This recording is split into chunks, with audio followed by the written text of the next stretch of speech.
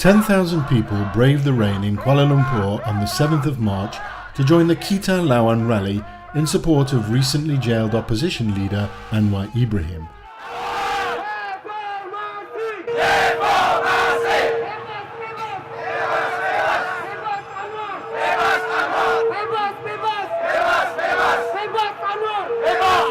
The marchers, in signature black shirts, were undeterred by the police statement declaring their rally illegal and proceeded peacefully to their published rallying point near the Sobo shopping centre.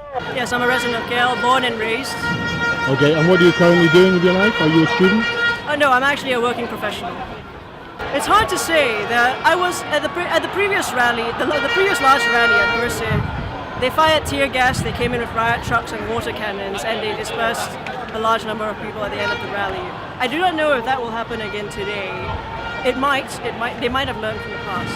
But regardless, I think that whatever severe action they take against the marches today would only reflect badly on them, because they would only generate further interest in opposing them. So you don't expect the police to use violence today? I would expect they might try to manage things in a more peaceable manner today. The police I've seen today have actually been quite free in terms of letting us walk by today. They have not been, sort of harassing or bullying people that I've been able to see. Support for Anwar has always embraced a wide range of agendas. I'm here today because I want to repeal for Penal Code 377B. 377B is about consensual sex, oral sex and anal sex, where we want to repeal for that, where government shouldn't control how we have sex. And because Anwar, he's been charged under this penal code, that's why I'm here standing for that. Did he really commit some crime? No, he didn't commit some crimes. Actually, most of those we think is political persecutions. That's why most people don't think that Anwar have the oral sex with Saifu. Why does the government need to stop him? We believe that because he was going to be a next Prime Minister. Very few people have actually ever been tried under Penal Code 377B since it was first introduced by the British in the colonial era. I'm the state legislator for Penanti, which is under the Parliament of Pematang Pau.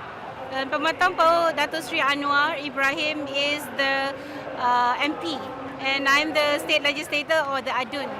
And I came here to give my support because we have to, if there is an injustice, we have to come and support. In Islam, in the Quran, is very, very strict. And if you actually say that person has committed that crime and without the strict requirements of Islam, then if you condone it, then therefore you will also be, I suppose, be oppressing.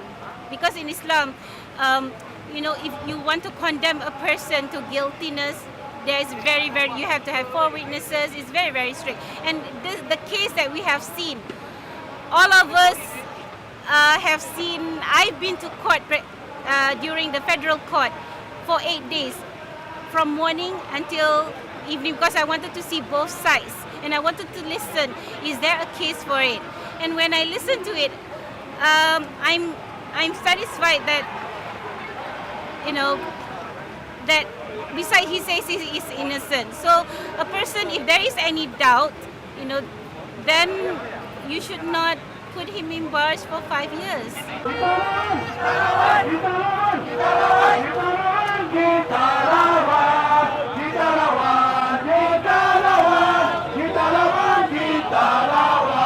The march picked up again from Sobo and continued to the popular commercial and tourist hub of KLCC, surprising local authorities who closed down access to the Petronas Towers. We weren't sure whether there would be enough crowd to be here today, but because the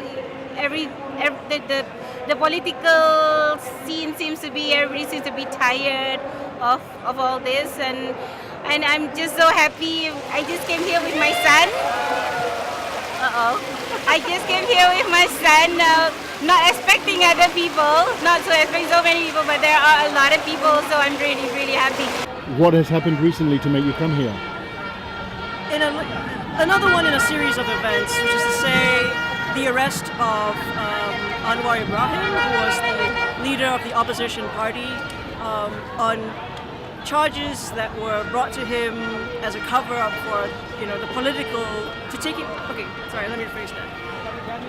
Fabricated charges to put a strong political opponent in jail, basically, by the current government of Malaysia. So why is it necessary to come out onto the streets? Can't you achieve your aims through the regular political channels? Okay, because this case has gone to the highest possible level. It's gone to the federal court.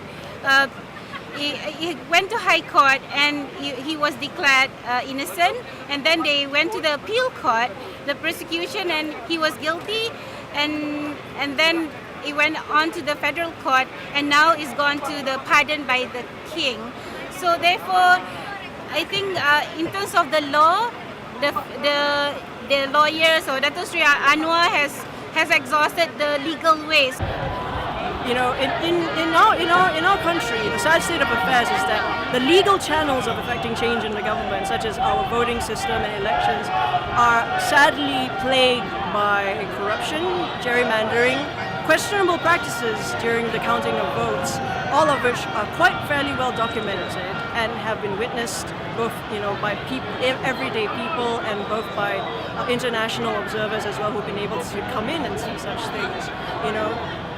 A lot happens that casts doubt on the true correctness of election results that we see that have put the current government in place in power for over 50 years now. And we're tired of it. We're very tired. But the average citizen doesn't know what to do by themselves, because if our vote doesn't count, then the only thing left is the streets. Today, here, we want to change our Prime Minister now. I want Anwar Ibrahim to be our Prime Minister. He's in the jail now. Okay, so we want Anwar Ibrahim to come up, to be here together with us, to support our country. Kita sokong Anwar Ibrahim! Reformasi! Why is he so important to the opposition? Because he is the leader of the coalition that has been formed of the opposition parties of Malaysia that currently form the strongest political opposition to our government.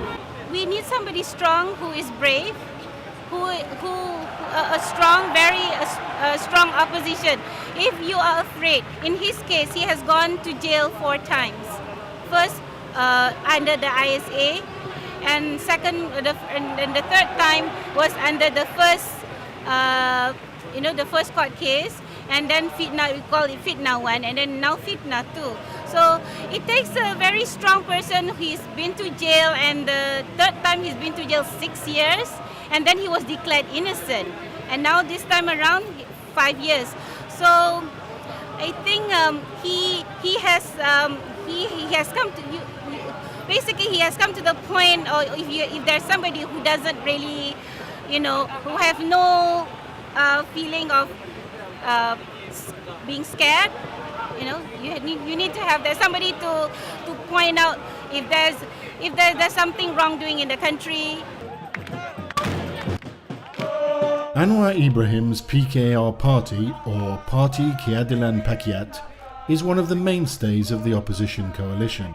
Prominent opposition members who attended the rally included the Vice President of the PKR, Anwar's wife Dr. Wan Aziza Wan Ismail, and his daughters Nurul Iza and Nurul Nurha. Later on in the day, a PKR member raised an effigy of current Prime Minister Najib Tun Razak, UMNO party leader and as such head of the ruling Barisan Nasional coalition. The head became detached from the body and was held aloft to express the crowd's fervent wish for Najib to stand down. The crowd dispersed peacefully at 6:30 p.m, bringing the rally to a close. The day had passed without incident.